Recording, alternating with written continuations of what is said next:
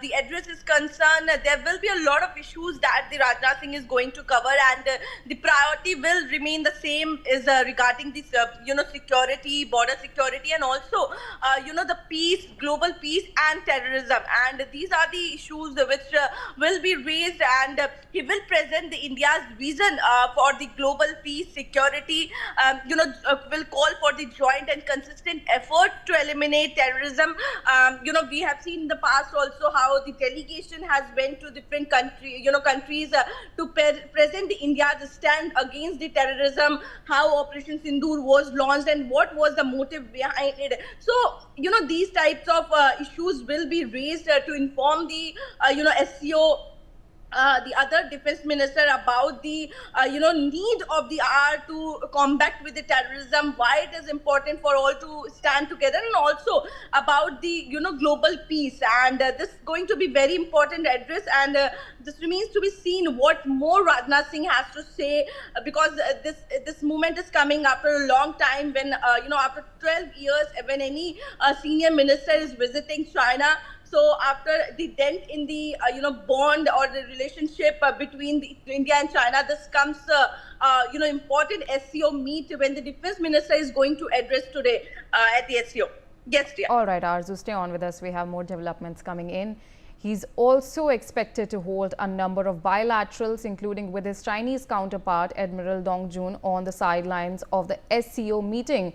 Discussions are likely to include regional security, counter-terrorism, cooperation, and the status of border disengagement between India and China. So, Arzu, obviously, all eyes are on the bilateral talks between the two. The fact that there will be also discussion about counter-terrorism and others as well. So, what exactly are the details that are coming in? Well, definitely, Rajnath Singh, Defence Minister, will be holding a multiple bilateral meeting with the Defence Minister of some participating countries, including China, Russia, on the sideline of the meeting. And if we see, this will lead a high-level Indian delegation at the SCO. Defence Minister has reached China, and he will be there from June 25 to 26. And amid these days, during the meeting, the Defence Minister are expected to discuss a number of issues, including regional and international peace and security, counter-terrorism efforts, and also cooperation among the ministries of the defense of SCO member state.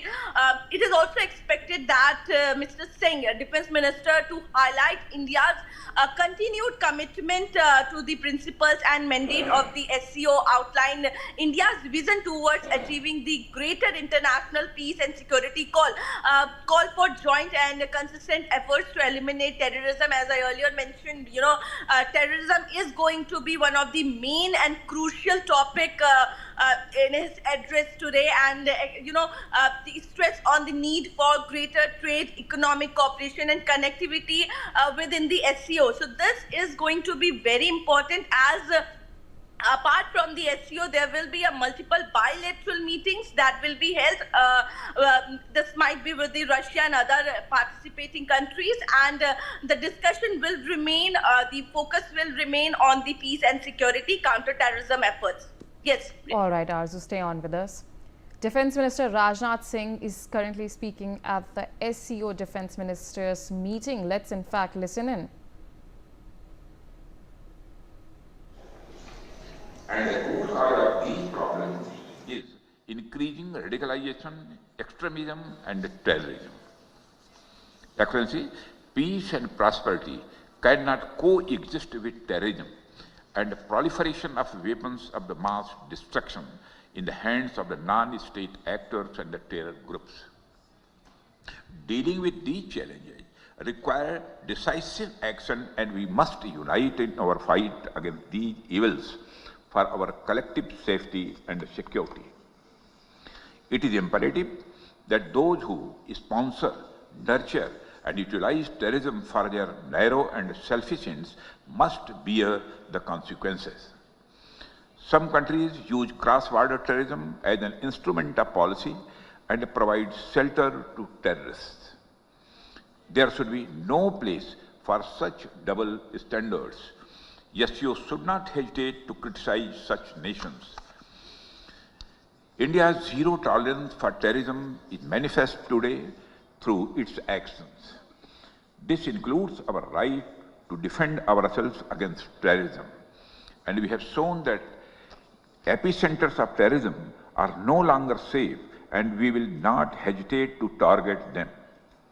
We should also take proactive steps to prevent the spread of the radicalization among our youth. The RADS mechanism of SCO has played a significant role in this regard.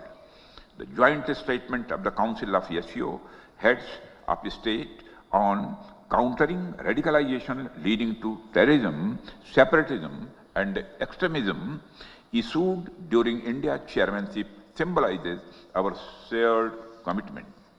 Excellencies, we should seek to counter the technology used by terrorists, including drones, for cross-border smuggling of weapons and drugs. In our interconnected world, traditional borders are no longer the sole barriers against threats, and instead we face an intricate web of challenges that range from translational terrorism and cyber attacks to hybrid warfare.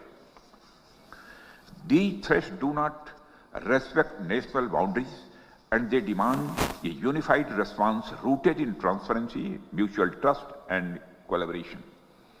India reaffirms its resolve to fight terrorism in all its forms and manifestations. On 22nd April 2025, the terror group, the Resistance Front, carried out a dastardly and a heinous attack on the innocent tourists in Pahalgam, in the Indian state of the Jammu and Kashmir. 26 innocent civilians, including a Nepali national, were killed. Victims were shot after they were profiled based on the religious identity.